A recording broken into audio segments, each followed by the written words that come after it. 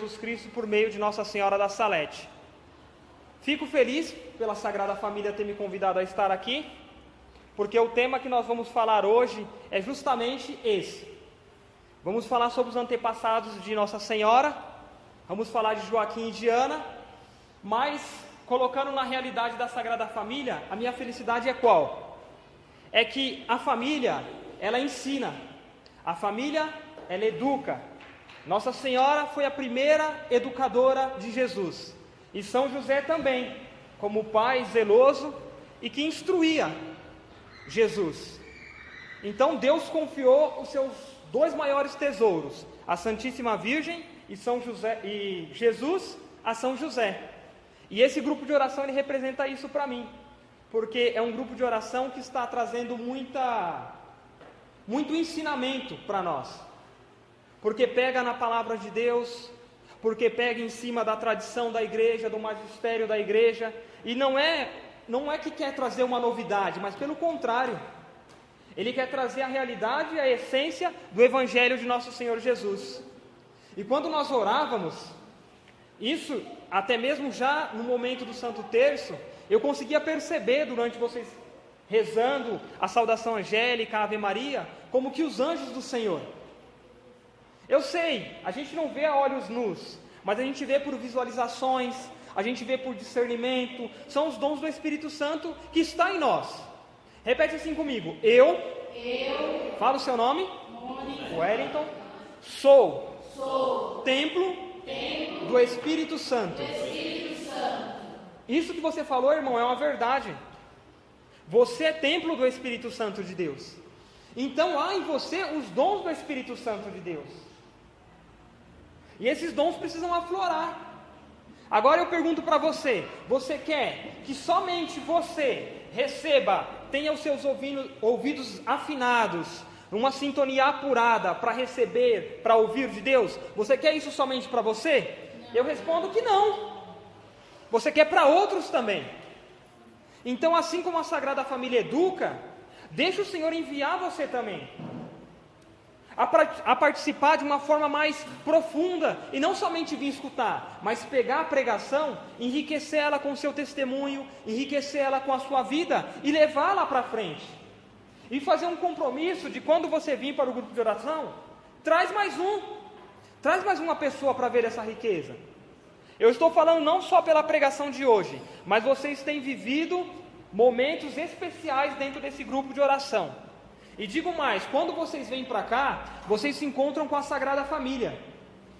E quando a Sagrada Família de Nazaré foi enviada para o Egito, que é uma terra pagã, que é uma terra de muitos deuses, de maldições, o que acontecia lá? Os ídolos caíam por terra. Aonde a Sagrada Família chegava, os ídolos caíam por terra. Então, quando você vem para cá, para esse grupo de oração, que é um grupo apadrinhado pela Sagrada Família, os ídolos da sua vida têm que cair por terra. Então deixe que isso aconteça, amém? Pois bem, quem trouxe a palavra de Deus? Amém, pega aí a palavra de Deus, segura aí, fica com você, põe ela perto do seu coração, porque nós vamos utilizar muito dela hoje. Mas a pregação ela vai ser totalmente embasada em cima de uma beata da igreja chamada Ana Catarina Emmerich, de visualizações por dons que Deus concedeu a ela. E eu inicio essa pregação dizendo que lá em Isaías, no capítulo 11, no versículo 1, nem precisa pegar agora, que vai ter outras que você vai pegar. Isaías 11:41 diz uma palavra muito forte: um renovo sairá do tronco de Jessé, e um rebento brotará de suas raízes. É aqui que eu quero começar essa pregação, falando dos antepassados da Santíssima Virgem. É aqui que eu quero chegar, aonde esses antepassados já eram preparados por Deus, de uma forma piedosa, de uma forma justa, de uma forma modesta. Pessoas que queriam e desejavam Deus realmente. Não como os dias de hoje, que muitos querem as coisas de Deus, muitos querem as curas por parte de Deus, muitos querem libertação, muitos querem emprego, querem graças, mas e Deus? Aonde fica? Cuidado, irmão, para você não colocar Deus atrás das coisas dele. E aí você começa a idolatrar as coisas de Deus e deixa Deus de lado. Deus, ele tem que estar à frente. E eu vou mostrar para vocês como esse povo já buscava esse Deus maravilhoso, esse Deus magnífico. Eles eram um povo silencioso, eram pessoas gentis, eram pessoas agradáveis. Posso dizer que eram pessoas educadas. Trazendo para a nossa realidade, eram pessoas que não amaldiçoavam os seus filhos. Eram pessoas que não falavam palavrão. Eram pessoas que não se irritavam com qualquer coisa, explodiam no trânsito. Eu vou trazendo para a nossa realidade, para que fique bem claro no seu coração. E era um povo que tinha no seu peito um desejo tão ardente de Deus. Eles desejavam tanto Deus, a ponto de como que rasgar as vestes dele, porque o coração queimava. E eles saíam correndo e gritavam que queria Deus, que ansiava Deus, que desejava Deus. E olha só, nós que participamos da Santa Missa, muitas vezes sai da Santa Missa cabisbaixo, ou sai da Santa Missa falando da vida do outro, criticando o irmão. Ah, você viu como é que foi? Você viu como aquele fez a leitura? Eu não gostei disso, eu não gostei daquilo. Mas você tem a graça de comungar o corpo de Deus. Então, mais do que essas pessoas que desejavam a Deus, você tem Deus dentro de você, porque você pode comungar do corpo de Deus. É maravilhoso. É muito mais do que Moisés, quando se colocou à frente da sarça ardente. É muito mais, porque você não fica só à frente, mas você tem Deus dentro de você, comungando o corpo de Cristo. Tudo que esses homens, que essas mulheres faziam, eles faziam de forma que queriam uma perfeição, não era de qualquer jeito. Eles queriam levar Deus para o seu emprego, eles queriam levar Deus quando se está arrumando uma casa, eles queriam levar Deus quando estavam fazendo a comida, quando estavam trocando a criança, quando estavam cuidando dos seus filhos. Eles queriam Deus em tudo, em todas as coisas. Eles queriam Deus até mesmo quando iam na fila da padaria. Eles queriam testemunhar Deus ali. Que você não confunda, eu estou trazendo para a nossa realidade mesmo, porque é o que nós vivemos. Quando estava no trânsito, eles queriam viver Deus ali também. Essas pessoas, elas eram israelitas devotos, que vieram como antepassados de Ana e de Joaquim. E esse povo, ele tinha um nome. Eles eram chamados por nome de essênios. Antes desse nome teve outros nomes. Mas os verdadeiros essênios, eles eram membros de uma ordem, que viviam em uma comunidade. Eles não se casavam, mas viviam em castidade. Viviam em castidade. Mas não se casavam, e como o povo cresceu? Calma. Havia também outros dentro dos essênios. Então era dividido como em duas realidades: aqueles que se casavam e aqueles que não se casavam. Aqueles que se casavam viviam com suas famílias e com seus filhos em suas casas. E eu trazendo para a nossa realidade, eu digo que dentro da igreja hoje existem as novas comunidades. Existem as comunidades novas de vida e existem as comunidades novas de aliança. É interessante como floresceu, como surgiu, né, esse movimento dentro da igreja, porque se assemelha muito com a vida desses essênios, no sentido de um se casa e outro não se casa, né?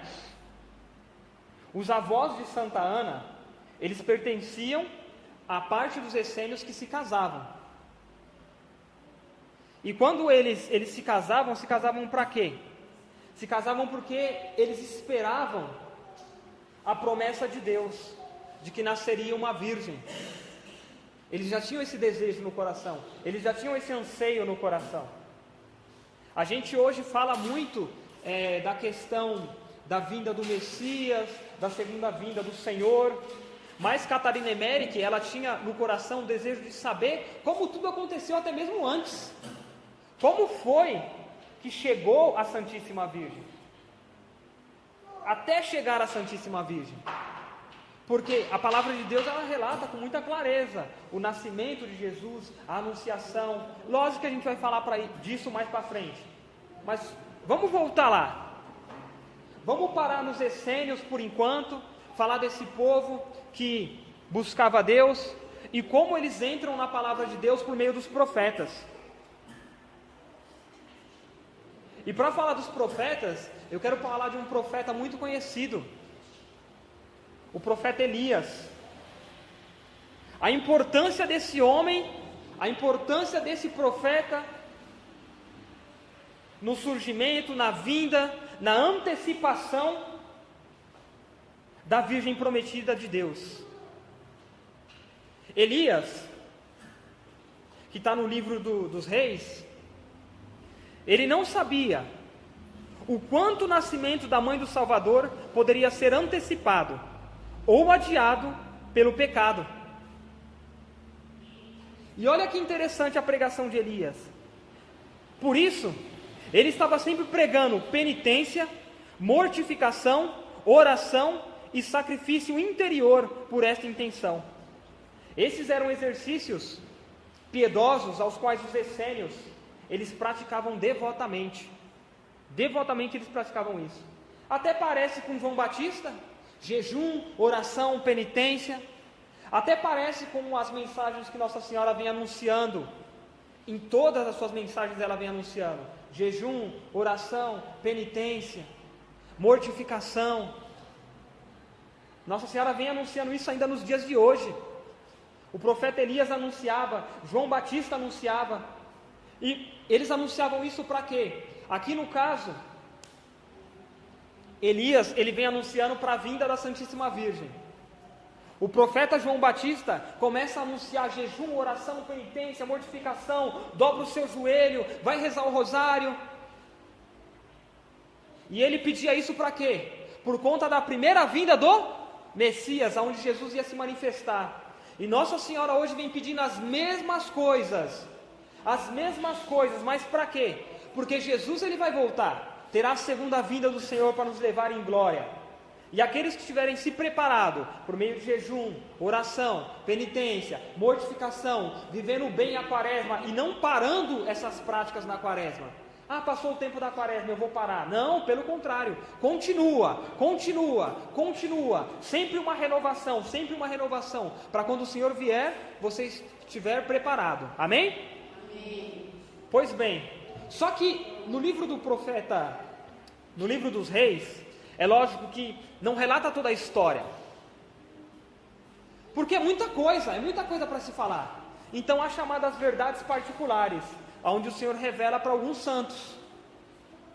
É tradição da igreja, como a gente vê na vida de São Domingos, São Felipe Neri, Santo Agostinho, são verdades particulares.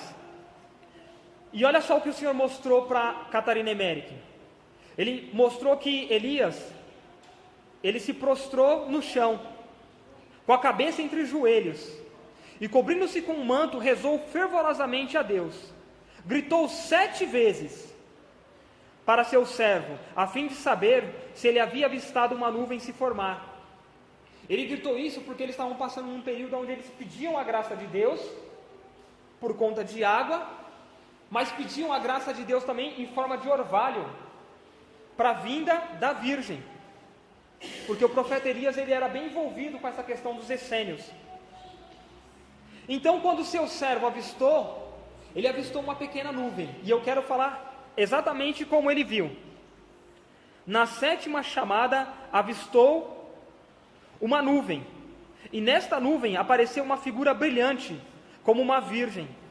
A cabeça estava rodeada por raios. Ela abriu os braços em forma de cruz, e tinha uma coroa de triunfo pendendo de uma das mãos. É interessante como sempre a figura de Nossa Senhora, ela traz para nós a presença de Jesus, e ela traz para nós uma coroa de triunfo, uma coroa de glória, uma coroa de vitória, uma coroa que já demonstra para nós que se cumpre a palavra de Deus. A Virgem esmagará, sua descendência esmagará, Nossa Senhora esmagará a cabeça da serpente. Gênesis 3,15. Mas vamos lá, essa imagem que apareceu dessa nuvem era apenas uma imagem simbólica. E os lugares favorecidos pela água da chuva era de fato aquele que tinha contribuído para a vinda da bem-aventurada Virgem. Ou seja, os essênios, eles moravam em algumas regiões. E quando surgiu aquela nuvem, ela começou a crescer, e do centro dela irradiou uma pequena nuvem brilhante, a qual era o formato da Virgem.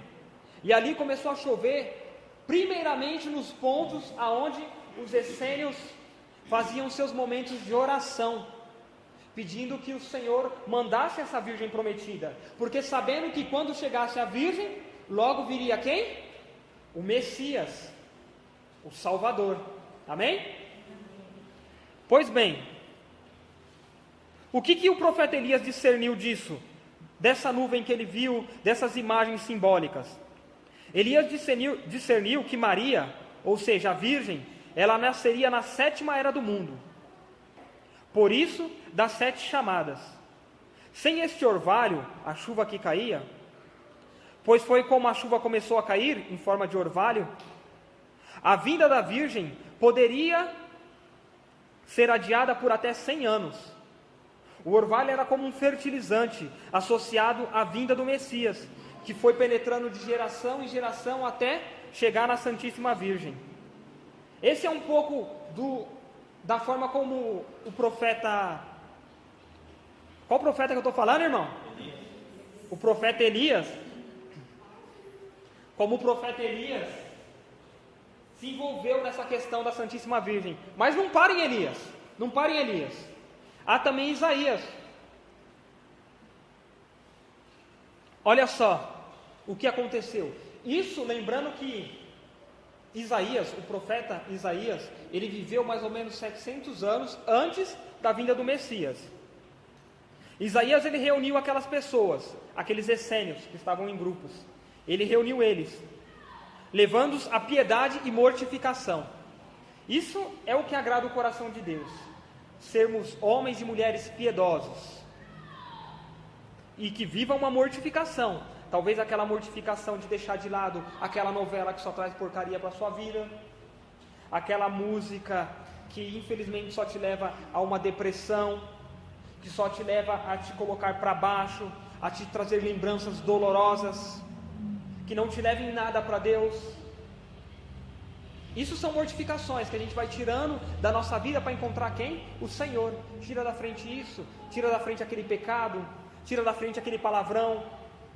A palavra de Deus, ela sempre coloca dessa forma: piedade, mortificação. E eles lutavam particularmente contra a imoralidade sexual. E muitas vezes, com mútuo consentimento, viviam em continência por longos períodos. Está com caneta, né, irmã? Então você marca aí 1 Coríntios, capítulo 7, versículo 5. Isaías já levava esse povo a viver a piedade, a tirar do seu meio o pecado contra a sexualidade, o pecado sexual. E hoje é o que acontece muito, e até mesmo dentro da igreja a gente vê muito isso. Os jovens vêm só para se conhecer, para ter uma namoradinha, um namoradinho que vai levando ele para o pecado da sexualidade. E aí já toca aqui, já toca ali. E a gente vê muito também o pecado da sexualidade maltratando e marcando o sacramento do matrimônio, aonde há separação quando não deveria haver, porque o que Deus uniu o homem não separa.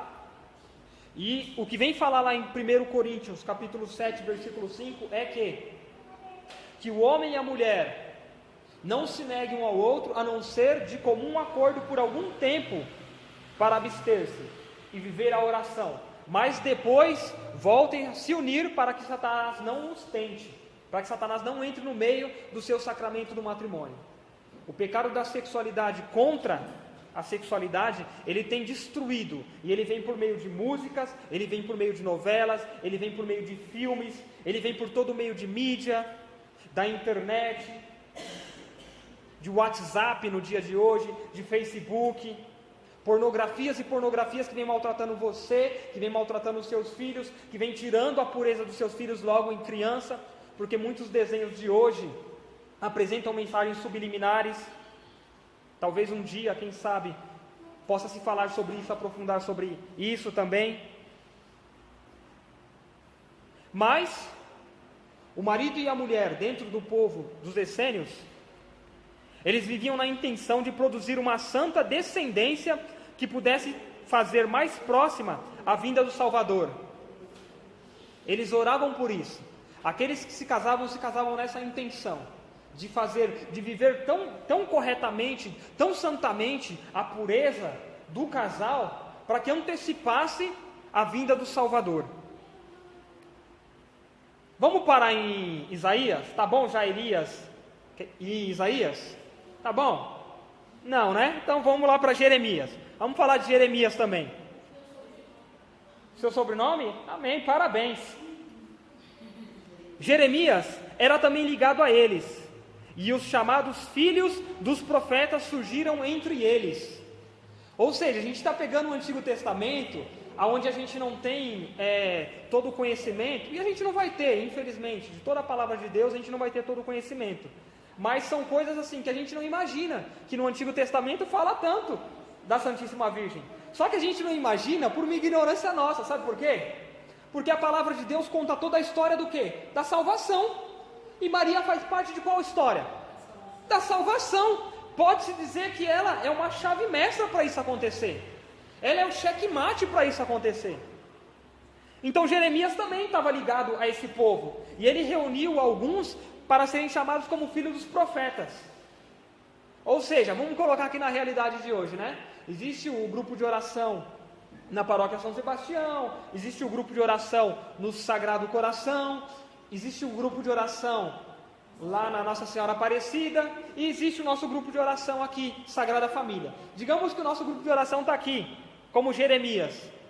Então nós nos reunimos como um grupo e começamos a nos chamar como filho dos profetas. Por quê? Porque havia todo um mistério de profecia nesse povo. Chega em Jeremias? Tá bom? Então vamos para o livro de Macabeus. Macabeus também. No livro de Macabeus, aquela história, aquele fato, ele retrata também, porque eles provinham dos essênios. Eles tinham essa ligação. Tinham grande devoção a Moisés. E possuíam relíquias de vestes dado a eles por Araão. Sabe o que é uma relíquia? Existem algumas relíquias. Eu tenho uma no meu terço. É um pedacinho de osso de uma santa da igreja. Está aqui, ó. Aqui está a imagem da santa e atrás tem um pedacinho de osso. Relíquia também é vestes de São Francisco de Assis, São Padre Pio. Pegam ou pedacinhos de ossos ou relíquias das vestes. Isso você vê muito em Atos dos Apóstolos, aonde quando Pedro passava, a sombra dele curava, aonde pedaços da roupa de São Paulo levavam as pessoas à cura. Então isso são relíquias. E eles guardavam essas relíquias. Olha como a igreja ela é rica. Por isso que a nossa igreja católica apostólica romana é uma igreja nascida do coração de Deus, desejada por Deus, e é a única igreja que tem o Deus real na sua presença, dentro dos seus sacramentos e dentro do sacramento dos sacramentos, que é o corpo de Cristo. Então você que está aqui hoje, irmão, dá valor para a sua igreja. Dá valor, porque é ela que te leva à essência de Deus, é ela que te dá Deus, é ela que abre para você as portas do reino dos céus. Então não tem essa de eu concordo com a igreja até aqui e daqui para lá eu não concordo. Porque o que ela está pregando é a entrada para o reino dos céus. Se você concorda só até aqui, então você vai andar só até aqui. Só que a porta da salvação está mais para frente. E se você não tiver a sua cruz como chave de entrada, a participação da morte, paixão, glorificação de nosso Senhor, você não vai entrar. Esses essênios, essas pessoas que viviam até mesmo entre os macabeus, 15 deles, eu vou colocar dessa forma, eu vou colocar só os 15, porque retrata mais uma verdade da igreja, um martírio. Eles foram mortos por conta daquelas relíquias. Eles queriam defender aquelas relíquias. Ou seja, que nem essa relíquia que eu tenho aqui. É uma relíquia de santidade e eu quero carregar ela comigo. Catarina Emérica, ela carregava muitas relíquias com ela. E conforme ela ia tendo visualizações, os santos daquela relíquia, eles iam mostrando, desvendando alguns mistérios para ela, mistérios de santidade. Eu tenho uma outra relíquia também, de Santo Antônio de Pádua, no Rosário. Então, se você tiver a graça do escapulário, muitos dos escapulários têm relíquias também. Então, contenha isso, porque é para a sua santidade. E eles, olha aqui, ó, escapulário.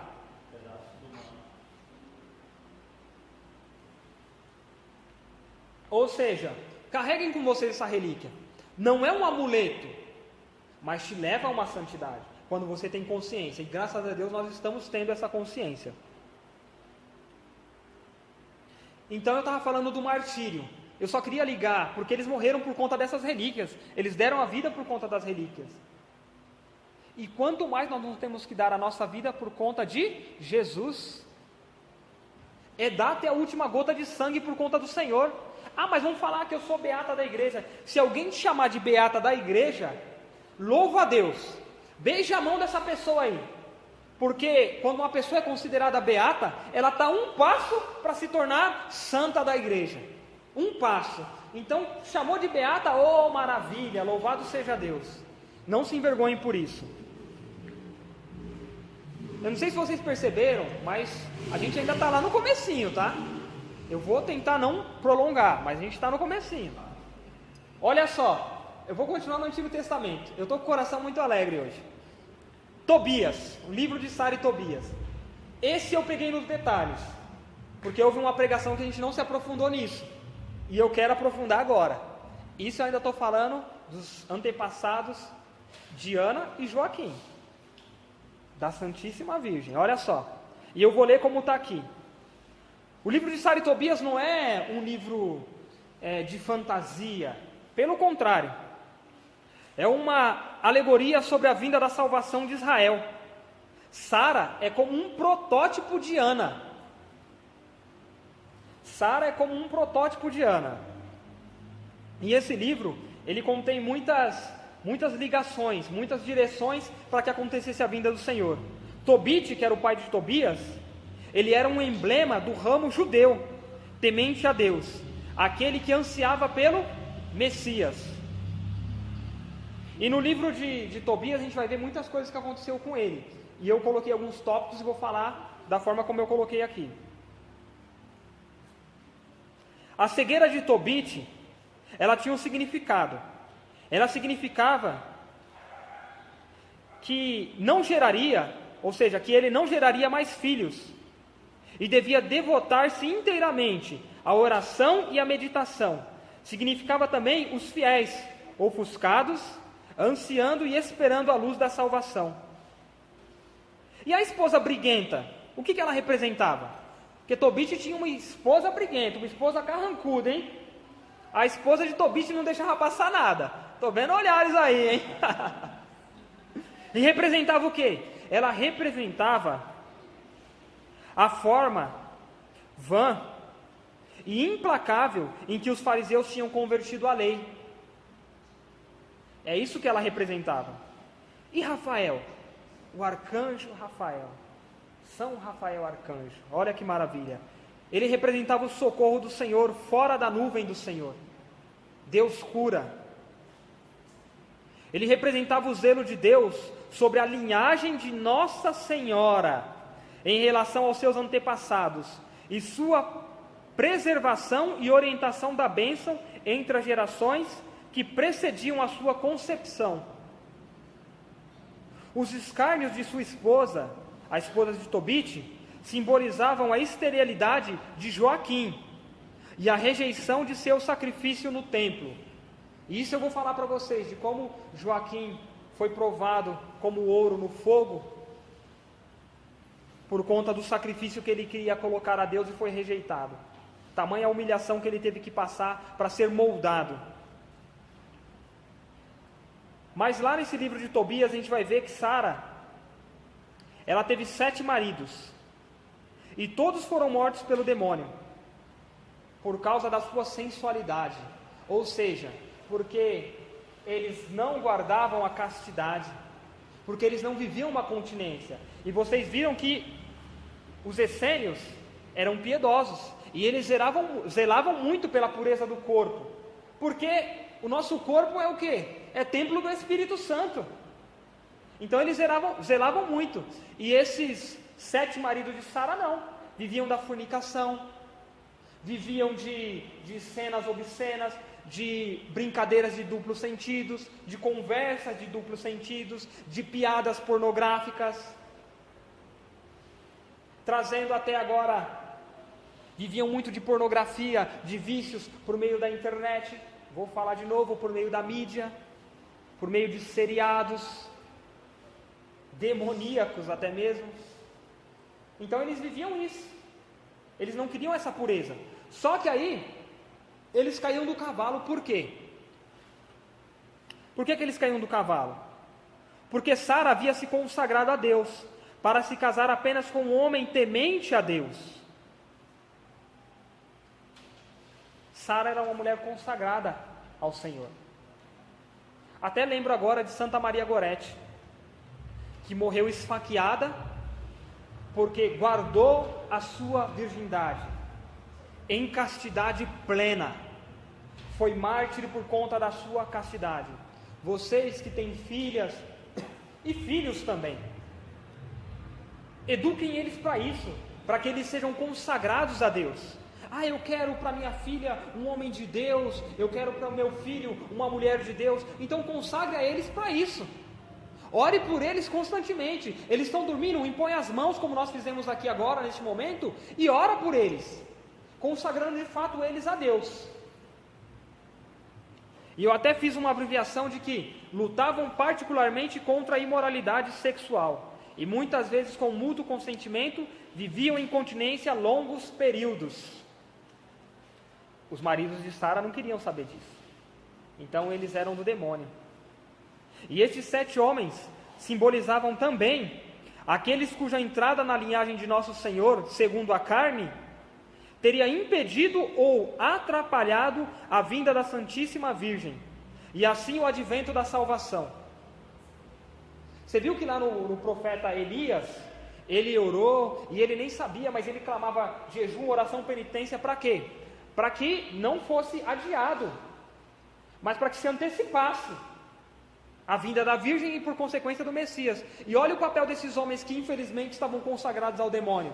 Ali eles representavam aqueles que poderiam atrapalhar ou adiar a vinda. Mas Sara era uma mulher consagrada a Deus. Então a gente vê nisso tudo um combate. E olha, quando Deus falou assim lá em Gênesis, capítulo 3, versículo 15, como foi dito, eis que a sua descendência esmagará a cabeça da serpente, já havia esse combate. Olha só o combate aqui. A palavra de Deus nunca deixa fio solto, ela sempre liga. Olha o combate, isso no livro de Tobias. O peixe que quase engoliu o jovem Tobias representava as forças das trevas, o paganismo e o pecado, lutando contra a vinda da salvação, bem como a longa infertilidade de Ana. A morte do peixe, a remoção do coração, do fígado, do fel e sua queima por Sara e Tobias, tudo simbolizava a vitória sobre o demônio dos desejos carnais que tinham estrangulado os 7 maridos de Sara, bem como as boas obras e continências de Joaquim e Ana, mediante as quais tinham obtido a bênção da santa fecundidade. Você vê que aqui houve um combate. A minha oração ela ainda é muito limitada, porque eu já li o livro de Sara e Tobias, e eu não me aprofundei nesse discernimento, eu não me aprofundei, mas o mistério de Deus, por meio da vida de santos, de verdades particulares, vai fazendo com que todas as coisas se liguem, e se a gente tem essa piedade, uma hora o Senhor mostra para a gente, e aí é como se diz a palavra de Deus, conhecerei a verdade vos libertará. Ou seja, a descendência de Tobias e Sara, eles estavam totalmente ligados aos antepassados de Joaquim e de Ana. Esses eram os verdadeiros essênios, indescritivelmente puros, buscando uma pureza. E sabe o que é interessante? Porque a gente vê muita coisa acontecendo hoje dentro da igreja. Mas tem que aceitar isso, mas tem que aceitar aquilo. E o Espírito Santo, ele revela no coração dos homens e das mulheres que têm uma justiça de Deus, que têm essa intimidade com o Senhor, ele revela algumas coisas. Você, irmão, isso você já viu na palavra de Deus, com certeza, em Atos dos Apóstolos, mas até mesmo pecados o Espírito Santo revelava para os essênios. Hoje nós temos o sacramento da confissão, nós vamos até lá e nos confessamos, e é maravilhoso quando você chega, se ajoelha no genuflexório, se ajoelha para fazer o seu ato de clamar a misericórdia do Senhor, de contrição, e aí o sacerdote já, começa a denunciar os seus pecados. É maravilhoso. Eu fui me confessar numa igreja, o sacerdote me orou com um olho desse tamanho. Eu acho que eu fiquei até mesmo, como se diz, marcado por aquilo, porque eu me lembro até hoje daquela, vou colocar assim, aquela butuca de olho daquele sacerdote, um olho azul que me olhou e falou assim: você tem que ser santo, você tem que rezar mais, você tem que viver a santidade. E eu nem tinha começado a falar os meus pecados para ele, ele começou a falar isso. Era assim que os essênios discerniam quando o irmão pecava. Eles tinham um líder chamado Arcos, e eles iam até esse líder, e esse líder, ele tinha essa autoridade por parte de Deus, e a autoridade de excomunhão dele era tão grande como aquela de São Pedro. Lembra São Pedro? Atos dos Apóstolos, capítulo 5, versículo do 1 ao 5, aonde São Pedro excomunga Ananias, a ponto de Ananias cair duro, porque ele queria enganar o Espírito Santo. Ali foi um ato de excomunhão. Então, muito cuidado, leve com muito valor o sacramento da confissão. Não brinque com o sacramento, porque o ato de excomunhão é poderoso, irmão. Isso tudo era por inspiração profética, hein? E olha que maravilha, dentre os essênios, tem uns símbolos, tem algumas coisas que calham muito com a igreja de hoje. O pão e o vinho. No altar deles é maravilhoso, é graça de Deus, porque no altar dele, em suas cerimônias, eles tinham pães bentos, que era de certa forma, segundo a cerimônia deles, abençoado. Então já tinha um significado tão grande, o Senhor já vinha mostrando como ele ia fazer, né? Aí depois tem o maná do deserto. Aí depois Jesus vai lá e faz o ato da instituição da Eucaristia. E aí Jesus fala que já não é mais pão, já não é mais vinho, mas é o corpo dele e é o sangue dele. Ou seja, é Jesus completo, é Jesus real, presente ali, que está em nós, no nosso meio. E a preparação. Esses tópicos que eu coloquei da vida dos essênios, eu coloquei proposital, porque muitas vezes a gente vem para a missa, já sai em cima da hora. Ou para no meio do caminho, fica conversando, no meio da missa vai. Eu lembro da pregação que o irmão fez da irmã Catalina, que relata coisas maravilhosas sobre a Santa Missa, até mesmo de um ato de pecado, porque ela foi apressada para a Santa Missa, e eles já se preparavam para a cerimônia deles. Olha que maravilha! Olha que maravilha, porque quando eu digo que eles eram gentis, eu logo me recordei na palavra de Deus, Lucas 10, do 30 ao 37, o bom samaritano. Olha que maravilha, porque em Marcos 16, 18, imponharão as mãos sobre os enfermos e esses ficarão curados. E os essênios tinham em suas cerimônias momentos de oração onde eles colocavam a mão para pedir cura para Deus, para as pessoas. E não somente a cura presente, mas a cura intercessória também. E eles buscavam confirmação. E por que muitas vezes eu e você tem medo de buscar essa confirmação, tem medo de impor as mãos e pedir realmente para que a graça de Deus livre aquela pessoa, traga uma cura para a vida daquela pessoa? E eles já viviam isso. Esse lugar que eles viviam era o Monte Horebe, era chamado a caverna, onde moravam alguns profetas, dentre eles Elias também morou nessa caverna. Existiu esse profeta, o Arcos, do Monte Horebe, liderou os essênios por 90 anos, liderou os essênios por 90 anos, até chegar a mãe, ou seja, a avó de Santa Ana, que o significado do nome dela era boa mãe ou nobre mãe. E ela foi consultar esse profeta chamado Arcos, que era o líder dos essênios, para saber com qual pretendente ela se casaria. E aí, nessa consulta, por profecia, esse profeta indicou a ela que ela se casasse com o sétimo descendente, porque seria aonde viria a mãe da Santíssima Virgem, no caso Santa Ana. A árvore de Jessé, a genealogia, essa foi a profecia dada por Arcos, a mãe de Santa Ana. Ele havia como que uma pequena árvore com folhas torcidas, podia ser visto o quão próximo estava a vinda da bem-aventurada Virgem, porque essa era a avó de Ana, de onde nasceria a mãe de Ana, e depois já Santa Ana. Vamos continuar mais um pouquinho para frente.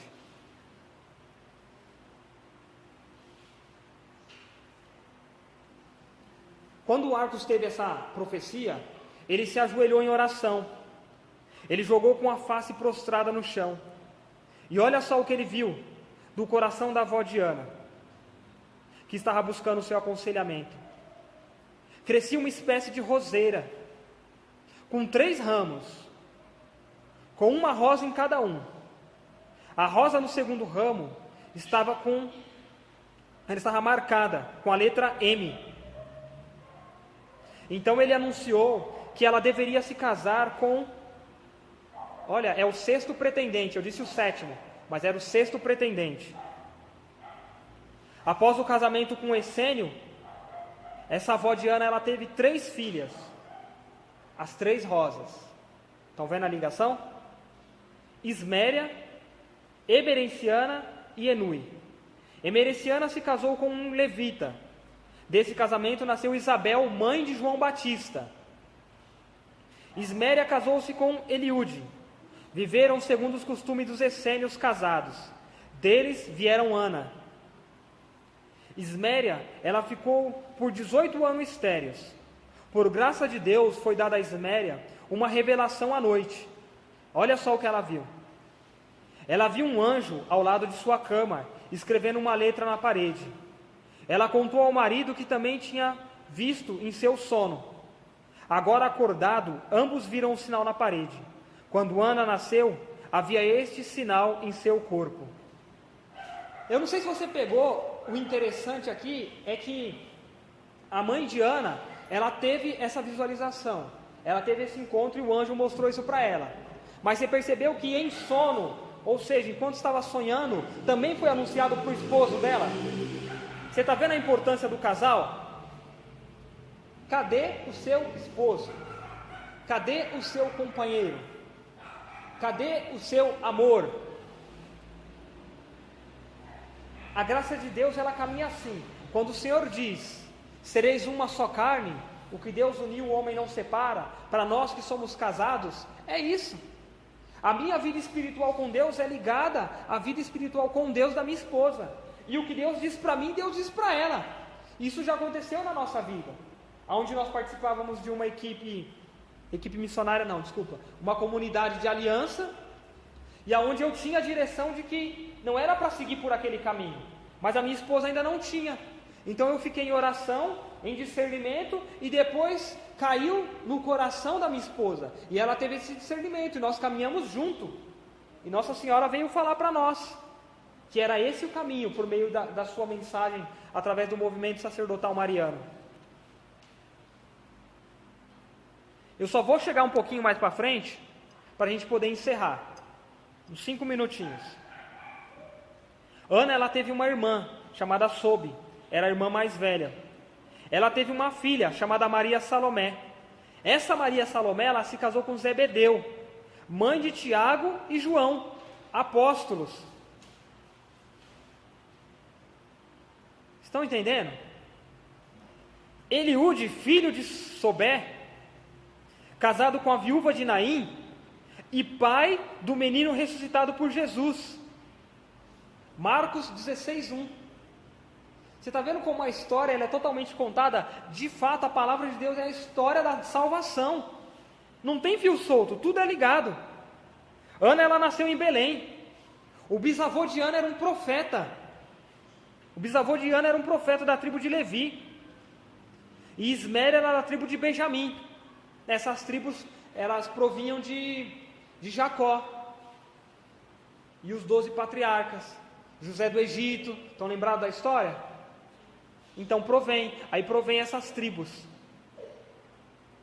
O pai de Joaquim, ele era chamado Mate, que era irmão por parte de mãe de Jacó, pai de José. Por isso a gente vê que tanto a Santíssima Virgem Maria como José, eles eram descendentes direto de Davi. Deus pegou o melhor desses dois ramos, de um Joaquim, que proveio a Santíssima Virgem, então ligado diretamente com Davi, e do outro José. O pai de José chamava Jacó, não Jacó, o pai de José do Egito, um outro Jacó, mas também era tinha essa ligação direta com Davi. Então Deus pegou a descendência de Davi de um lado, a descendência de Davi do outro, e em uma das partes ele colocou ali, no tabernáculo vivo, que era Maria, o seu filho, e colocou ainda na descendência de Davi por parte de José, pai adotivo de Jesus, o protetor. Por isso tudo que o Senhor revelou para o rei Davi era profecia marcada, era pegada forte, era passo firme de que ia acontecer. Então isso é um pouco da história dos antepassados de São Joaquim e de Santa Ana. É interessante que esses antepassados deles, para chegar a tudo isso, só para dar um fechamento, lembra da Arca da Aliança no Antigo Testamento? Aonde lá dentro eram contidas relíquias, era contido a Torá, a tábua, a qual tinha os mandamentos. Tinha um valor extraordinário, de fato Deus habitava ali. Então esses antepassados de Ana, eles ajudavam a carregar a Arca da Aliança, com grande devoção e piedade, a ponto de os raios de luz saindo do sagrado atingirem seus descendentes, até chegar em Ana e a Santíssima Virgem. Essa mulher tão santa, chamada Ana, ela era piedosa, ela era inocente e ela era simples. Eu sei que foi falado de muitas figuras, de muitas revelações, de coisas que parecem, nossa, é muito extraordinário, a gente vive isso. Eu digo para você, nós vivemos isso. Só que nós não temos tamanha intimidade, como muitos santos tiveram, de ver isso acontecendo. Porque o momento de oração que nós fizemos aqui, desde o Santo Terço, como eu disse no início da pregação, era como que os anjos do Senhor passando aqui, e luzes e letras marcavam isso. Então tenham essa consciência de que quando vocês rezam, o mundo espiritual se move. Nós estamos na igreja, e sempre onde há a igreja de Cristo, há também uma igreja angelical, sem dizer dos nossos anjos da guarda. Então ore com fé, tenha fé de que de fato as coisas estão se movendo, está acontecendo, a ponto de você ter essa intimidade, de ter algumas visualizações, de ter uma sensibilidade de escutar Deus falando com você. Amém? Fica de pé para a gente fazer um breve momento de oração. Fecha os seus olhos, coloca a mão sobre o seu peito e tenta lembrar sobre toda essa história de pregação que você escutou agora. E vai repetindo assim para você baixinho: Jesus, eu quero, eu aceito, e eu me coloco como dependente de Ti. Primeiramente, Senhor, eu te quero, Jesus. Eu não quero idolatrar as Tuas coisas. Eu não quero idolatrar a mim mesmo, os meus filhos, o meu esposo. Eu não quero colocar, ó Senhor, nada à Tua frente, mas eu te quero, Senhor. eu te quero. Levanta os teus braços, irmão, e começa a fazer a tua oração espontânea, a sua oração individual, a sua oração de agradecimento, a sua oração de louvor a Deus. E saiba você que a oração de louvor a Deus é uma oração de quebra de maldições, é uma oração de quebra de idolatrias, é uma oração onde os ídolos que estavam sobre a sua vida caem por terra, meu amado.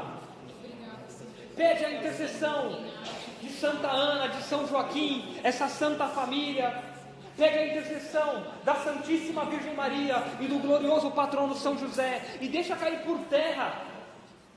Deixa cair por terra toda essa idolatria, deixa cair por terra todo esse afastamento de Deus, e com os braços erguidos diga: Senhor, eu te quero, Senhor, eu te amo, Senhor, eu te desejo, Senhor, eu venho para esse grupo de oração por ti, Senhor, porque eu quero o Senhor na minha vida como meu Salvador. Eu quero o Senhor na minha vida para discernir, Senhor, os mistérios que o Senhor tem no meu caminhar, no meu trajeto, para me encontrar contigo na tua glória, Senhor, na tua glorificação, Senhor.